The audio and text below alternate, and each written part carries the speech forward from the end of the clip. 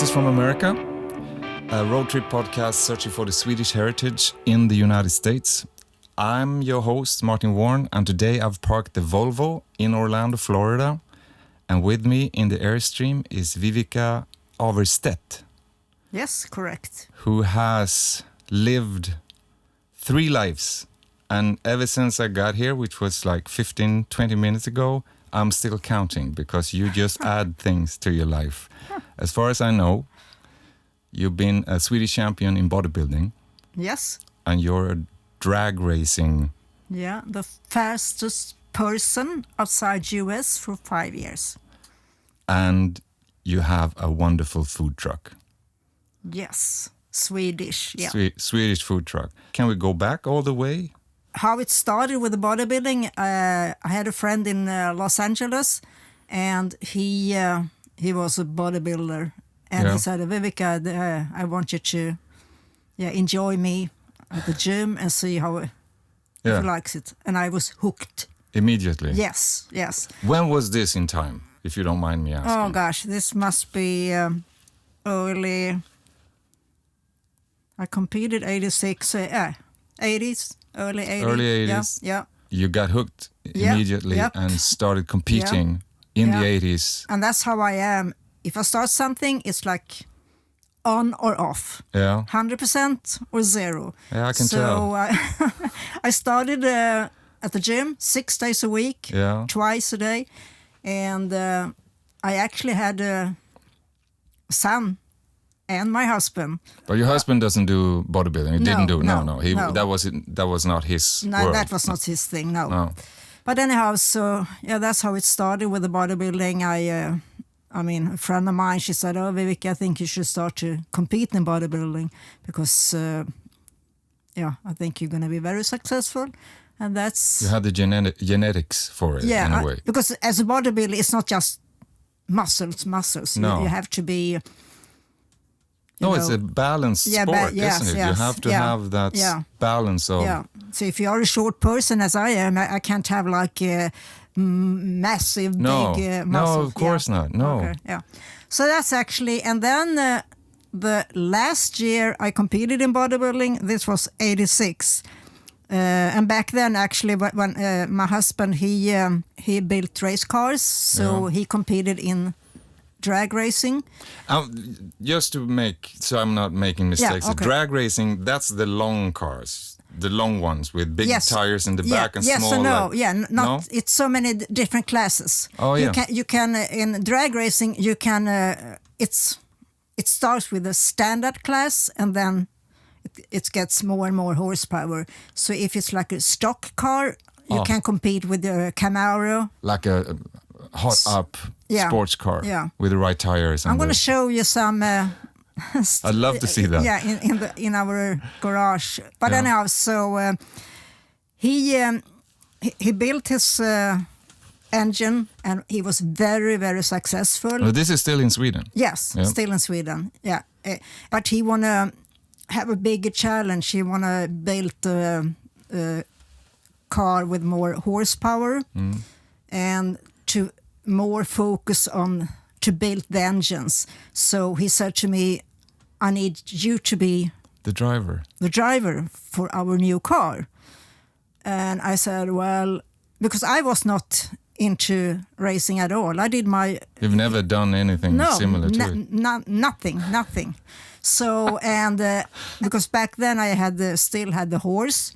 And he said, well, I think you should replace 1 horsepower with 3,000 horsepower. I think you're going to like it. But you never driven anything like it? No, nothing. But nothing. Okay, and he put you in that car that he sort of lifted his... Yeah. And how did that go? To compete in drag racing, of course, you need a special license. Yeah. So I didn't practice at all. I just went to the racetrack to have my license. And of course, it didn't happen right away, which I thought it would. This is easy because it was not easy. No. It was like if you have 0 experience and never ever motorcycle or whatever. I can imagine this. 1,000 things that that has to be exactly right when you do that. You know, it's like a short race. Yes, very short. Everything has to be right. Reaction time.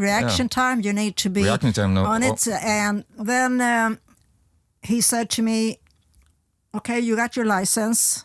Step 2 is we don't going to take the car to a racetrack again before you have to achieve a sponsorship, because a stock class you can pay from your own pocket, but in this case, it was pretty expensive. Stepping up means more money. Also, more money to be. So finally, I said to myself, well, I need to have their attention, and I need something unique.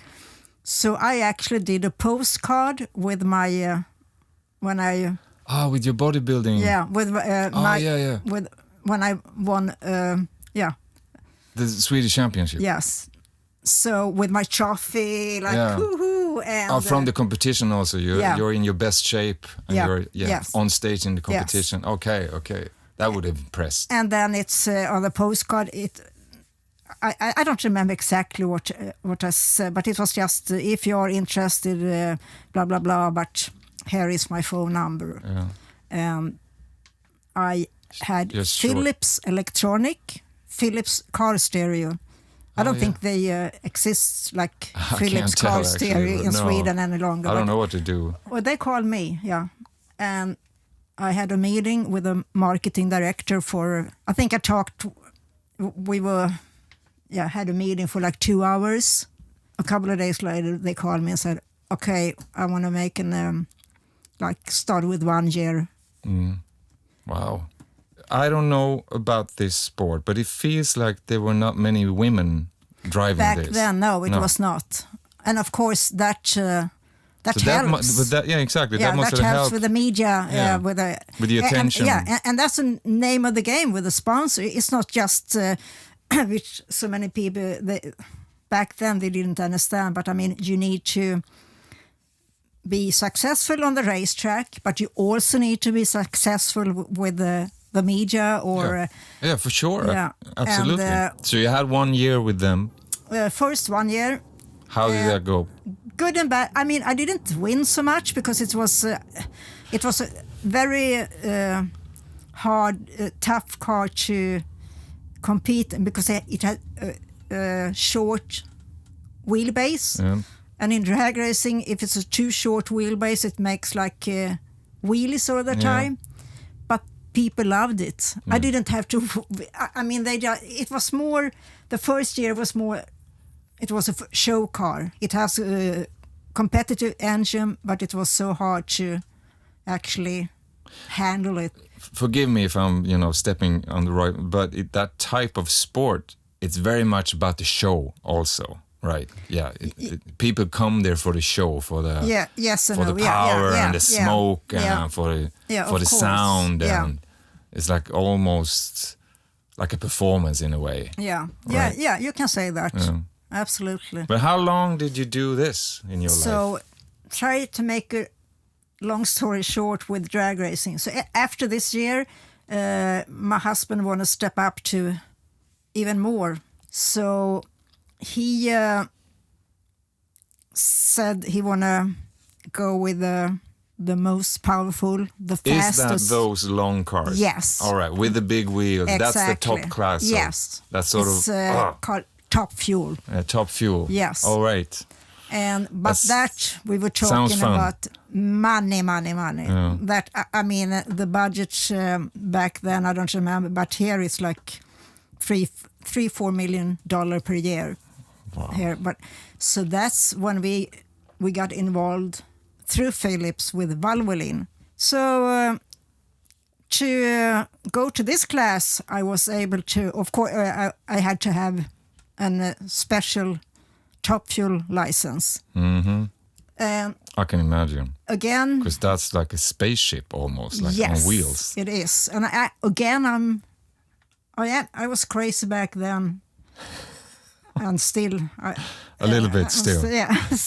So when my husband said, "Okay, we can't get your license here in Europe because of the weather. It's like we want to do it off season," so we flew to California, and I have to upgrade my license. Yeah. Was it difficult, or was it just? Yeah, it's. But I mean, on a technical level, is it difficult, or is it difficult on a bureaucratic level? Is the technique? No, not bureaucrat. No. The technique is difficult. Yes, because it has. We had 7,500 horsepower, and not regular.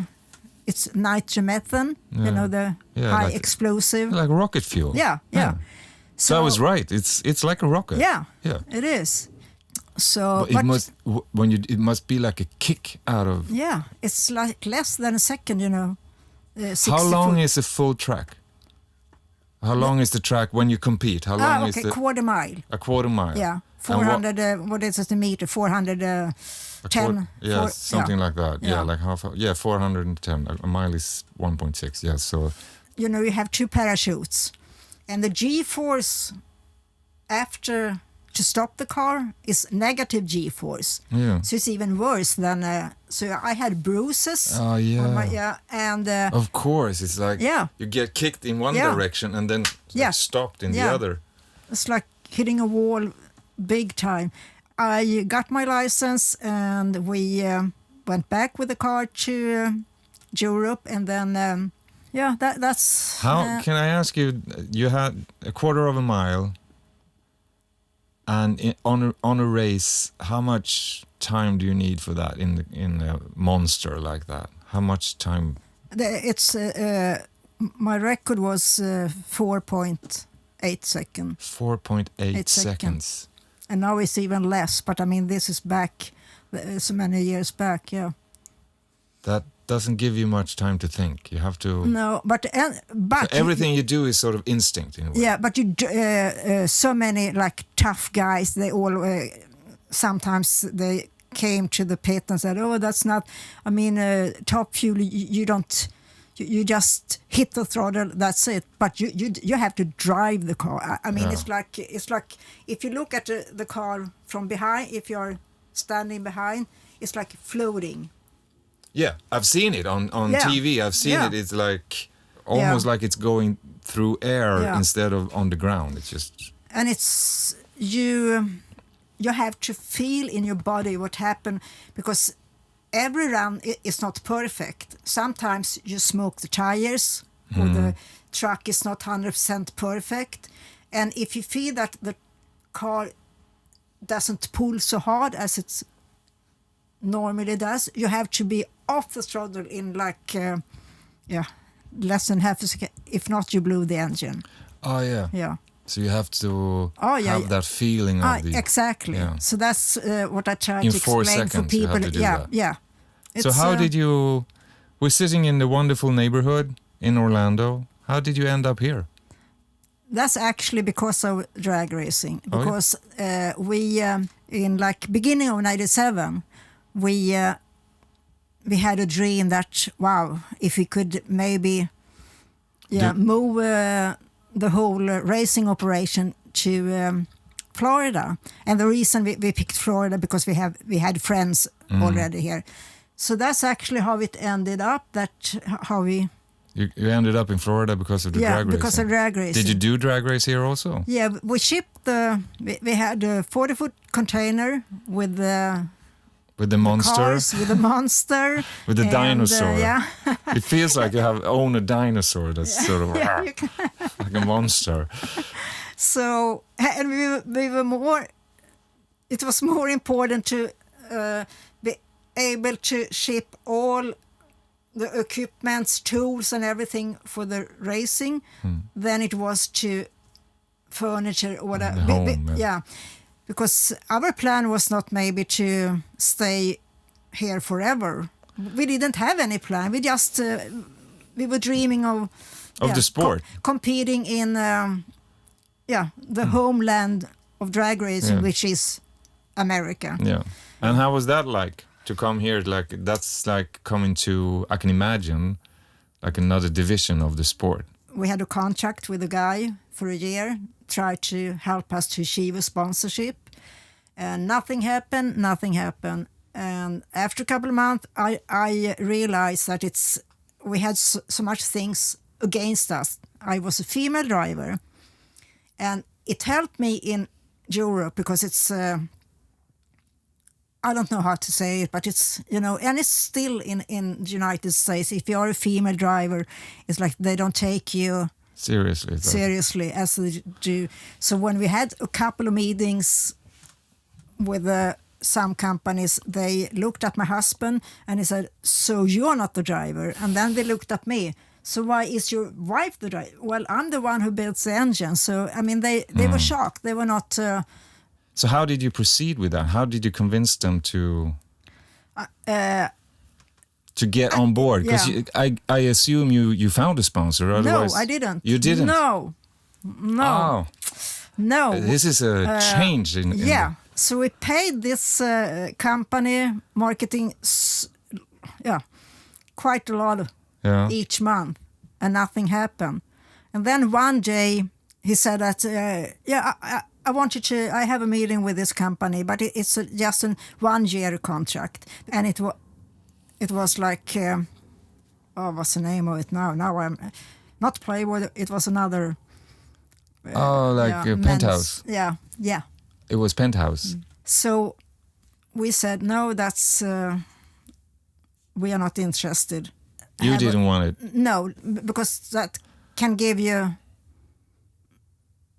not a bad reputation, but no, I didn't want, I can see that the sport would attract Penthouse. Yeah, but then after a year, I think it would be harder to find another. And then, unfortunately, we realized this never, we have to give up the racing. So you came here with that dream? Yeah, and we did one race in, it's a big racetrack in Gainesville, in Florida. So we did one race there, and we paid everything ourselves, which was crazy. That's actually what I had my record time too. Oh yeah. Yeah. Oh wow. Yeah, and then we were forced to sell the race car. So symbolically, one can say that the parachutes. Yeah. Right. Yeah. Just a brick wall like that. It was a shock back then, and we knew it's going to be hard to achieve a sponsorship, but I couldn't imagine that would be so hard because I was a female driver. But that was the case. So you feel that when you came here, that was the big hurdle, that you were a female. Yeah, and all the... I just feel that would have been opposite. Yeah, like you have... But not how they... not as a marketing director for big companies. So... Yeah, so if we just stop at the timeline, because now when was this? Just so we get a good... 94. 94, and you stopped the drag racing. And were you in Orlando at this point? Yeah, always the same player. Always the same player. Yeah, we didn't know, okay, now we are here, we can't do the racing. And I didn't have a job, and I went to this dinner party, and I met this criminal lawyer. And she said, Viveca, I heard that you're looking for a job. I need a legal assistant. And I was like, okay, but I have zero experience. I mean, what do you mean legal assistance? Yeah, I need your help. When I'm in court, I want you to take care of the office. And I said, well, and she insisted, Viveca, this is easy, I'm going to show you. Are you aware of that this is the third time you're telling me this? Because when somebody wanted you to start with fitness and bodybuilding, you said that, I don't know, I have zero experience. Well, and somebody says, you can drive a drag racing car. And you said, I can't do that, I've never done that. And now you're going to be a legal assistant. So there's something about you that tracks a challenge in a way. Yeah, must be.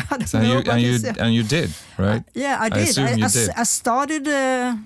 working for her.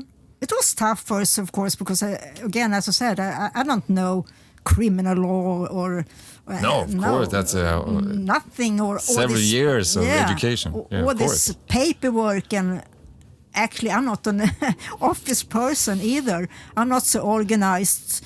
But she was happy with my job, so I worked there 4 years. And after 4 years, she said, okay, we're going to move to Vermont. And I want you to come. And I said, no way. I mean, one reason we are still here in Florida is because of the weather. I do not want to. You're not leaving Florida? No.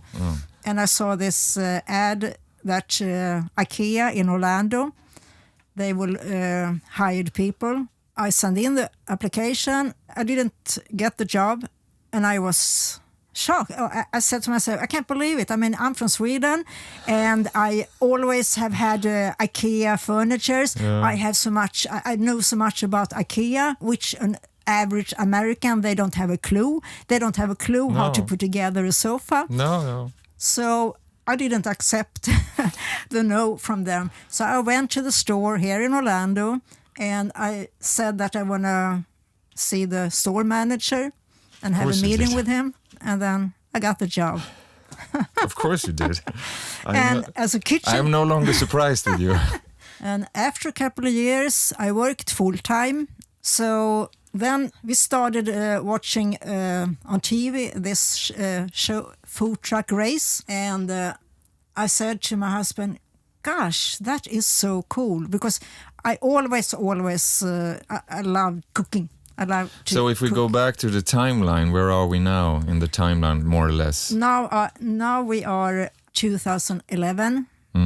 Actually, I didn't tell you when it comes to food. I always did all the catering for my sponsors at the racetrack. Oh, yeah, okay. Yes. So so I said to my husband, what a cool business concept. Yeah. To have a food truck. We can't see it now, but I've seen the truck. It's just outside here, so it looks very neat and very... What happened was that we found a truck, not a food truck, like a... delivery truck? Yeah. Same as FedEx and... like a postal truck. Yes. Yeah.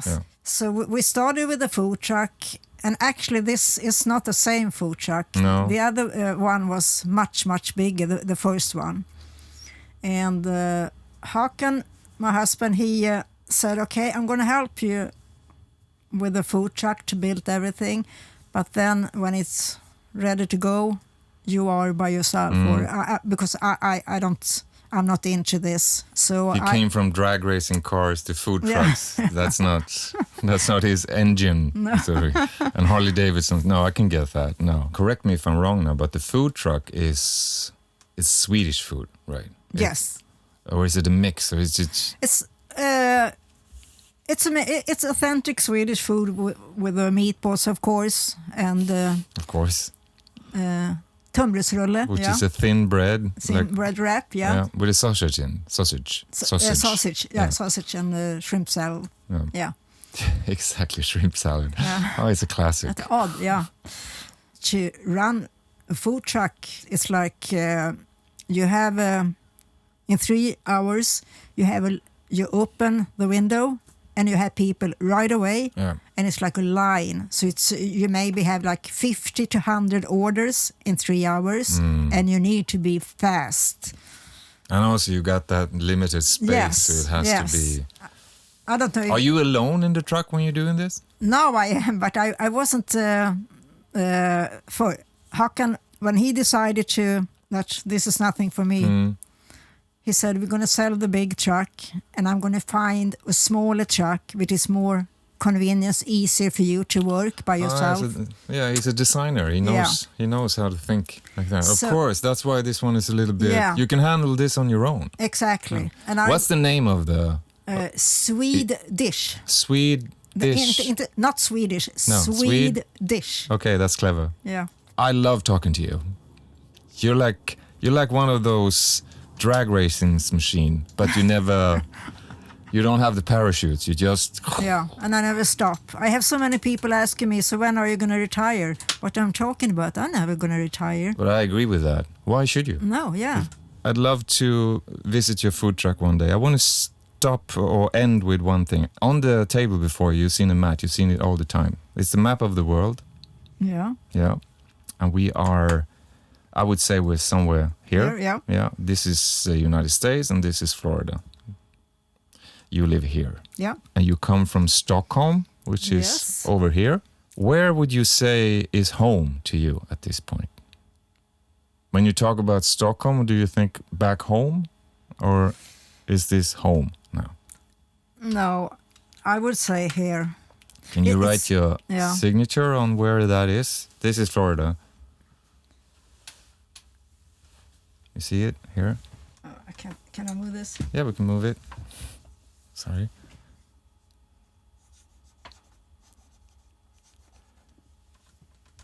So, this is home for you now. You've been here for a long time. Yeah, 28 years. 28 years. But if you were to write a letter from here to where you came from, what would that be? What would that say, that letter? I'm just going to adjust that for you again. What would you tell them? You mean my family or just... No. Whoever you knew back then when you left Sweden, and now you're here, you got a new home since 28 years. Yeah. And of course, I still...